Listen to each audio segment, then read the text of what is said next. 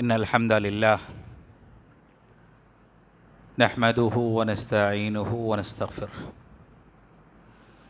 ونعوذ بالله من شرور أنفسنا ومن سيئات أعمالنا من يهده الله فلا مضل له ومن يضلله فلا هادي له وأشهد أن لا إله إلا الله وحده لا شريك له وأشهد أن محمدًا عبده ورسوله يا أيها الذين آمنوا اتقوا الله حق تقاته ولا تموتن إلا وأنتم مسلمون يا أيها الناس اتقوا ربكم الذي خلقكم من نفس واحدة وخلق منها زوجها وبث منهما رجالا كثيرا ونساء واتقوا الله الذي تساءلون به والأرحام إن الله كان عليكم رقيبا يا أيها الذين آمنوا اتقوا الله وقولوا قولا سديدا يصلح لكم أعمالكم ويغفر لكم ذنوبكم ومن يطع الله ورسوله فقد فاز فوزا عظيما أما بعد فإن خير الحديث كتاب الله وخير الهدي هدي محمد صلى الله عليه وسلم وشر الأمور محدثاتها وكل محدثة بدعة وكل بدعة ضلالة وكل ضلالة في النار. أعوذ بالله السميع العليم من الشيطان الرجيم من حمزه ونفخه ونفثه فليحذر الذين يخالفون عن أمره أن تصيبهم فتنة أو يصيبهم عذاب أليم. ہر قسم کی حمد و ثنا، تعریف و توصیف معبود حقیقی خالق کائنات رب العالمین کے لیے سزاوار ہے۔ درود اور سلامتی نازل ہو سارے انبیاء پر اور خصوصاً آخری نبی محمد رسول اللہ صلی اللہ علیہ وسلم کی ذات مبارکہ پر صلوات ربی وسلام وبرکاتہ علیہ۔ برادران اسلام، ہم اس بات کو بخوبی جانتے ہیں کہ دین کی بنیاد دو چیزوں پر ہے۔ جہاں سے مسائل لیے جاتے ہیں، جن پر عمل کیا جاتا ہے اور جن کو تشریعی مصادر قرار دیا جاتا ہے، اللہ کی کتاب اور پیارے رسول صلی اللہ علیہ وسلم کی سنت مطہرہ۔ اور یہ بھی ہم جانتے ہیں کہ یہ دونوں چیزیں اللہ کی کتاب اور نبی علیہ السلام کی سنت اللہ کی طرف سے نازل ہوئی ہیں۔ جیسے قرآن مجید اللہ کی طرف سے وحی کی شکل میں پیارے رسول صلی اللہ علیہ وسلم پر نازل ہوا ہے، ویسے ہی سنت مطہرہ اللہ تعالیٰ کی طرف سے نازل ہونے والی وحی ہے۔ اس حیثیت سے دونوں میں کوئی اختلاف نہیں، دونوں میں کوئی تفاوت نہیں۔ جیسے قرآن دلیل ہے، ویسے نبی علیہ السلام کی سنت دلیل ہے۔ قرآن حجت ہے، ویسے حدیث حجت ہے۔ اسی لیے اللہ تعالیٰ نے فرمایا وَمَا يَنْطِقُ عَنِ الْهَوَىٰ ان ہوا الا وحی یوحیٰ، کہ یہ نبی اپنی خواہشات سے کچھ نہیں فرماتے، کچھ نہیں بولتے، جو کچھ بولتے ہیں اللہ کی وحی ہے جو آپ کی طرف اتاری جاتی ہے، نازل کی جاتی ہے۔ تو کامل مسلمان وہ ہے کہ سنت کو، حدیث کو ویسے ہی مانے جیسے قرآن مجید کو مانتا ہے، ویسے ہی ایمان رکھے جیسے قرآن پر ایمان رکھتا ہے۔ دونوں میں کوئی فرق نہیں حجیت کے اعتبار سے، دلیل کے حساب سے، کیونکہ دونوں چیزیں اللہ کی طرف سے نازل ہوئی ہیں۔ لیکن آپ نے دیکھا ہوگا کہ کچھ مسلمان ایسے بھی ہیں، کلمہ تو پڑھ لیتے ہیں، لا الہ الا اللہ محمد الرسول اللہ، قرآن کو تو تسلیم کرتے ہیں، لیکن بہت ساری حدیثوں کو نہیں مانتے، تسلیم نہیں کرتے۔ جبکہ ہونا تو یہ چاہیے کہ لا الہ الا اللہ محمد الرسول اللہ کا اقرار کیا ہے تو نبی علیہ السلام کی طرف سے آنے والی ساری حدیثیں اور ساری سنتوں کو مانے۔ اسی لیے تو انسان کو کلمہ سکھایا گیا اور اعتراف کروایا گیا کہ میں اللہ کی وحدانیت کا جہاں اقرار کرتا ہوں، وہیں اس بات کی گواہی بھی دیتا ہوں کہ نبی علیہ السلام اللہ کے رسول ہیں، اللہ کے پیغمبر ہیں۔ اور جب آدمی یہ گواہی دیتا ہے کہ نبی کو میں نے رسول مان لیا ہے، محمد صلی اللہ علیہ وسلم پر میں ایمان لاتا ہوں بحیثیت رسول اور نبی کے، تو اس کا تقاضا یہ ہے کہ آپ کی ہر بات کو تسلیم کر لے، مان لے۔ اور یہی صحابہ کا طریقہ تھا، سنتوں کو اپنانا، حدیث کو ماننا ایمان کے مکمل ہونے کی علامت ہے۔ اگر حدیث کو تسلیم نہیں کرتا، سنتوں کو نہیں مانتا، تو یاد رکھیں ایمان کے کمزور ہونے کی نشانی ہے۔ اور اگر کسی حدیث کا انکار کر دیا تو حدیث کے انکار کی بنیاد پر آدمی دین اسلام سے خارج ہو جاتا ہے، نکل جاتا ہے۔ اور قرآن مجید کی جو آیت کریمہ میں نے آپ کے سامنے پڑھی، فَلْيَحْذَرِ الَّذِينَ يُخَالِفُونَ عَنْ أَمْرِهِ، کہ لوگوں کو ڈرنا چاہیے، کن لوگوں کو؟ جو آپ کے حکم کی مخالفت کرتے، اللہ کے حکم کی نہیں، نبی علیہ السلام کی حکم کی مخالفت کرنے والوں کو ڈرنا چاہیے۔ کس بات سے ڈرنا چاہیے؟ کہیں ایسا نہ ہو کہ کسی فتنے کا شکار نہ ہو جائے۔ اور فتنہ کیا ہے؟ امام احمد بن حنبل نے کہا کہ شرک، اللہ کے نبی علیہ السلام کی سنت کی مخالفت کرنے پر آدمی شرک میں مبتلا ہو سکتا ہے۔ اور فرمایا اور آپ کی مخالفت کرنے والوں کو دردناک عذاب بھی دیا جا سکتا ہے، دردناک عذاب، دردناک عذاب دنیا میں بھی اور دردناک عذاب آخرت میں بھی۔ مسلمان سوچتا ہے دنیا میں دردناک عذاب کیا ہو سکتا ہے؟ میرے محترم مسلمان دوستو، اس سے بڑھ کر دردناک عذاب ایک مسلمان کے لیے اور کیا ہوگا کہ ایک سنت اللہ نے اس کی زندگی سے چھین لی۔ اگر کوئی سنت کی مخالفت کرتا ہے تو اللہ نے اس کی زندگی سے سنت کو نکال دیا، وہ سنت چھین لی گئی۔ سنتوں کا چھن جانا، سنتوں سے دور ہو جانا ایک عذاب ہے یہ، اور یہ دردناک عذاب ہے۔ سنتوں کی مخالفت کرنے والوں کو اللہ یا تو شرک میں مبتلا کر دے گا، یا تو دردناک عذاب دنیا میں بھی اور آخرت میں بھی۔ اور دنیا میں سب سے بڑا عذاب انسان کے لیے یہ ہے کہ آدمی سنت سے دور کر دیا جائے، اور جتنا سنت سے دور ہوتا جائے گا اتنا ایمان سے، دین سے بھی دور ہوتا جائے گا۔ اسی لیے انسان کو چاہیے کہ نبی علیہ السلام کی کوئی سنت آتی ہے اس کو قبول کر لے۔ فائدہ کیا ہے؟ دنیا اور آخرت میں کامیابی، نجات۔ اور کل قیامت کے دن اللہ کے دربار میں آئے گا تو کسی امام کے پیچھے نہیں کھڑا ہوگا، کسی بت کے پیچھے نہیں کھڑا ہوگا، کسی اور کے پیچھے نہیں آئے گا۔ اللہ تعالیٰ نے فرمایا قرآن مجید میں، یوم ندعو کل اناس بامامہم، قیامت کے دن ہم جب لوگوں کو اٹھائیں گے، ہم جب لوگوں کو کھڑا کریں گے تو ہر انسان کو اس کے پیچھے کھڑا کریں گے جس کو وہ امام مانتا تھا، امام تسلیم کرتا تھا۔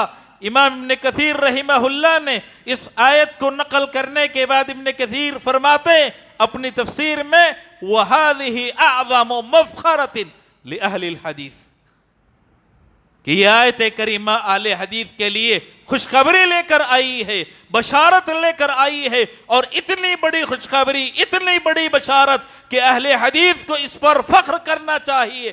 کیوں؟ اس لیے کہ وہ اپنا امام نبی کو مانتے ہیں۔ کل قیامت کے دن سارے انسانوں کو اللہ اٹھائے گا اور اماموں کے پیچھے کھڑا کرے گا، تو اہل حدیث کے سامنے اگر کوئی امام ہوگا تو نبی علیہ السلام امام ہوگا، اور نبی علیہ السلام کے پیچھے اہل حدیث آئیں گے۔ یوم ندعو کل اناس بامامہم، قیامت کے دن ہر انسان کو ہم اس کے امام کے پیچھے بلائیں گے، تو سنتوں پر عمل کرنے والوں کو نبی علیہ السلام کے پیچھے بلایا جائے گا۔ اور یہ بھی بڑی کامیابی کی نشانی ہے۔ نبی علیہ السلام نے فرمایا، آپ نے کہا کہ نضر اللہ امرأ سمع مقالتی فحفظها ووعاها وأداها كما سمعها، کہ بشارت ہو، خوشخبری ہو، کس کی؟ چہرے کے تر و تازہ ہونے کی، نور کی، روشنی کی۔ کس کے لیے؟ جو نبی علیہ السلام کی بات کو سنتا ہے، یاد کرتا ہے، اور جیسے یاد کرتا ہے ویسے اوروں تک پہنچاتا ہے، اس کے لیے بشارت ہے، ایک نور کی، روشنی کی، چہرے کے تر و تازہ ہونے کی۔ سفیان بن عیینہ رحمہ اللہ فرماتے ہیں، کہتے ہیں کہ اگر کوئی حدیثوں پر عمل کرنے والا ہے، اہل حدیث ہے، تو تم دیکھو گے کہ اس کے چہرے پر روشنی ہوگی، چمک ہوگی، نور ہوگا، یہ دنیا میں بھی اور کل قیامت کے دن بھی۔ دنیا میں بھی روشنی، اور اس سے بڑھ کر روشنی انسان کے لیے کیا ہے کہ اس کا باطن، اس کا دل روشن ہوگا نبی علیہ السلام کے سنتوں کی وجہ سے۔ ظاہر سے پہلے باطن روشن ہوگا، دل صاف ہوگا، شفاف ہوگا، اور اللہ اس کے ساتھ اس کے چہرے کو تر و تازہ بنائے گا، روشن بنائے گا، اور کل قیامت کے دن اسی نور کو لے کر رب کے دربار میں آئے گا۔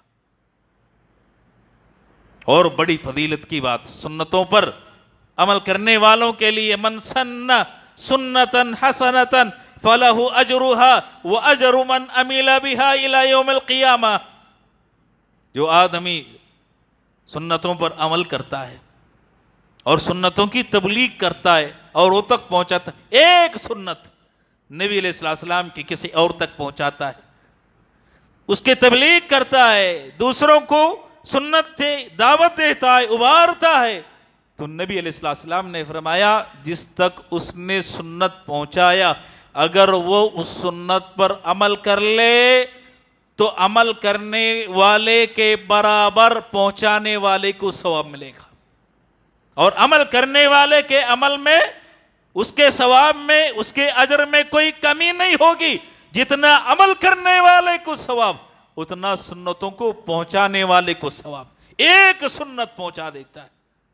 اور آپ اندازہ لگائیں کہ صحابہ سنتوں کو پہنچانے والے، انہی کے طریق سے ہم نے اسلام کو پہنچانا، انہی کے ذریعے ہم نماز پڑھتے ہیں، انہی کے ذریعے زکوٰۃ دیتے ہیں، انہی کے پہنچانے کی وجہ سے حج کرتے ہیں، عمرہ کرتے ہیں۔ جتنی نیکیاں پہنچانے والے یہ صحابہ، کتنے مسلمان عمل کرتے ہیں، اور صحابہ ان کا جو عمل تھا اللہ تعالیٰ ان کا ثواب تو دے گا، اور آج جو مسلمان عمل کرنے والے، ہر عامل کو اس کا ثواب ملے گا، لیکن ان عمل کرنے والے مسلمانوں کے ثواب کے سب سے اولین اگر کوئی مستحق ہے وہ صحابہ کی جماعت۔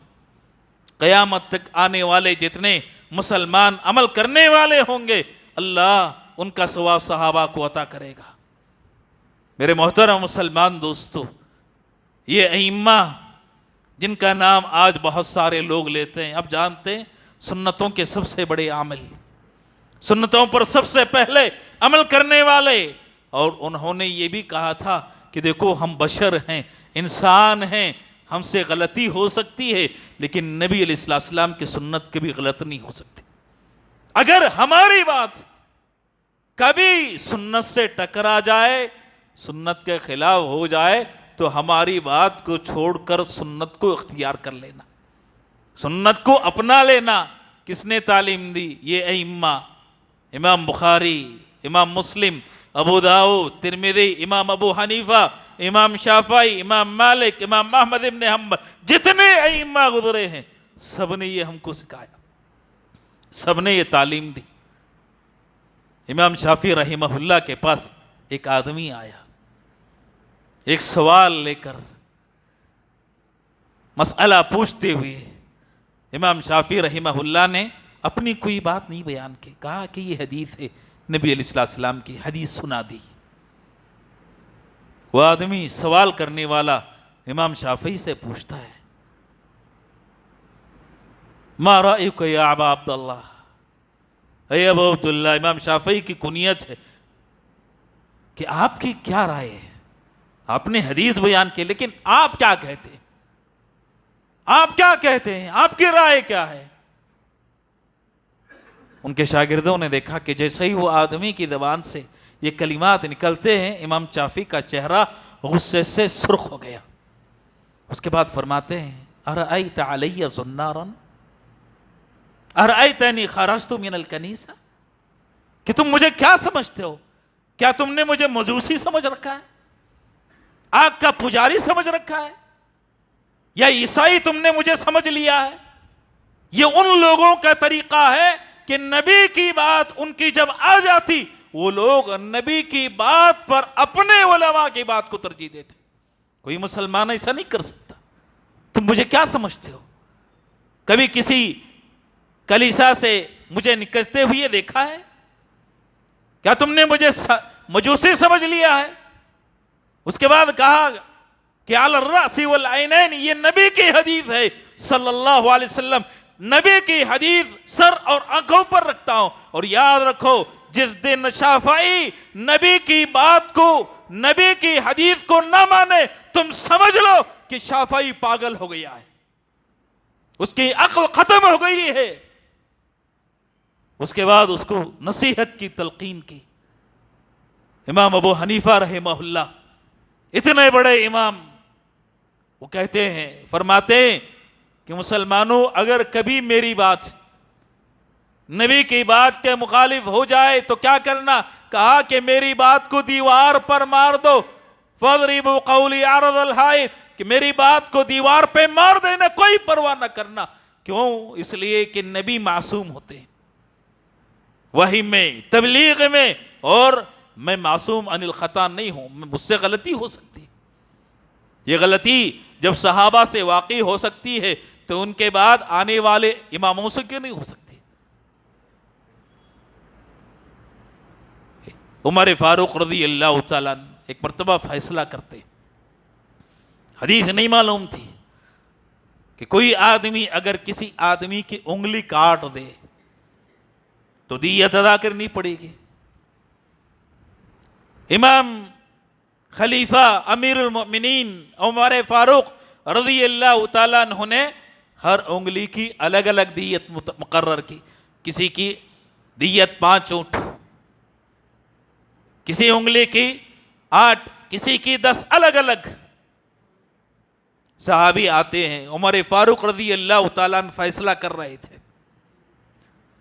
نبی علیہ السلام کی حدیث سناتے ہیں، فرماتے ہیں کہ امیر المومنین، شاید آپ کو حدیث کا پتہ نہیں ہے، حدیث نہیں پہنچی ہے۔ نبی علیہ السلام نے کہا، الاصابع کلھا سوا، کہ جتنی انگلیاں ہیں ہاتھ کی سب برابر ہیں، کوئی تفریق نہیں کی جائے گی، اور کوئی آدمی کسی اور کی انگلی کاٹ دیتا ہے تو 10 اونٹ دیت ادا کرنی پڑے گی، 10 اونٹ دیت دینی پڑے گی، کوئی تفریق نہیں، چاہے جو انگلی کاٹ لے۔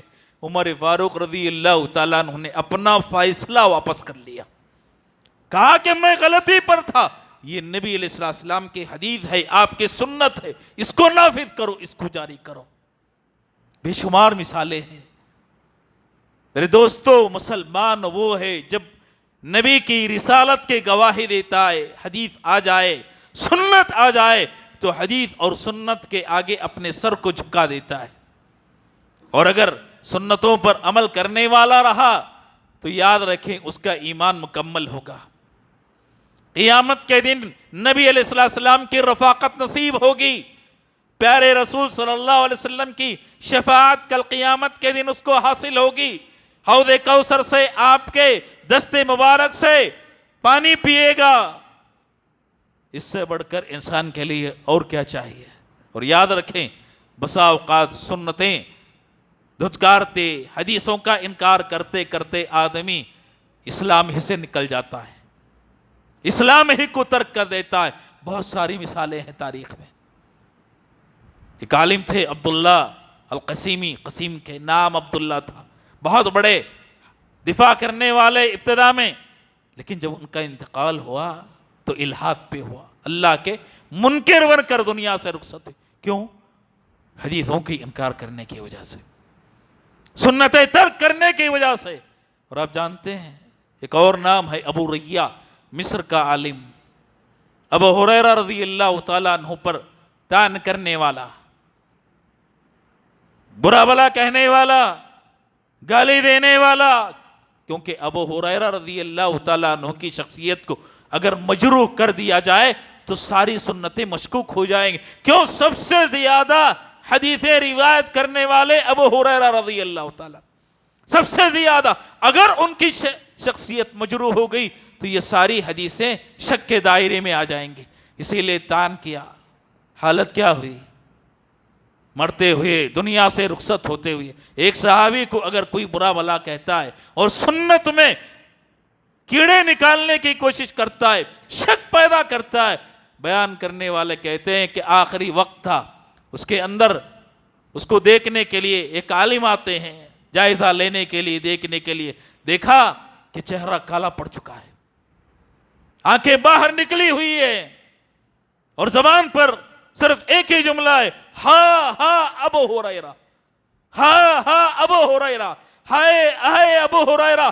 یہی کلمات کہتے ہوئے دنیا سے رخصت ہو گیا، دنیا سے جدا ہو گیا۔ اگر یہ معاملہ کسی صحابی کو گالی دینے پر، سنتوں میں شک پیدا کرنے کی وجہ سے ہو سکتا ہے، تو جو آدمی سنتوں کا انکار کر دے، سرے سے تسلیم نہ کرے، نہ مانے، اس کا عالم کیا ہو سکتا ہے؟ انسان سوچ سکتا ہے، اندازہ لگا سکتا ہے۔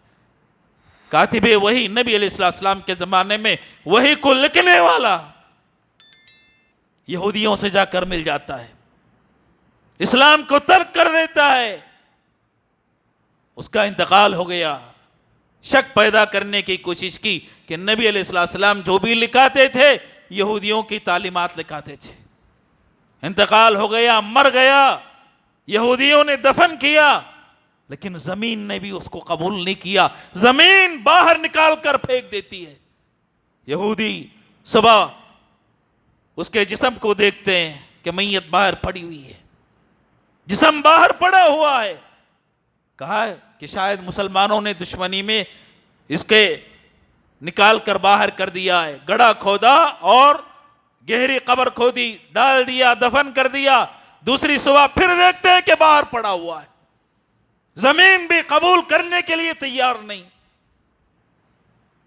پھر یہودیوں نے کہا کہ مسلمانوں کا کام ہے، اور گہری قبر کھودی اور اندر ڈال دیا، تیسرے دن صبح پھر ملاحظہ کرتے ہیں کہ اس کا جسم باہر پڑا ہوا ہے، کہا کہ یہ انسان کا کام نہیں ہو سکتا، یہ اللہ کی طرف سے سزا دی گئی ہے اس انسان کو۔ کس کی؟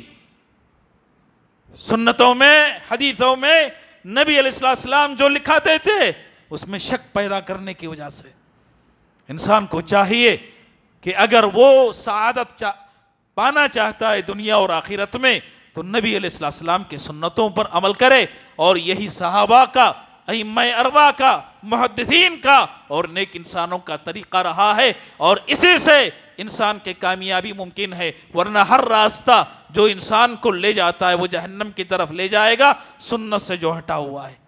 اسی لیے نبی علیہ السلام نے فرمایا تھا، کیا فرمایا تھا؟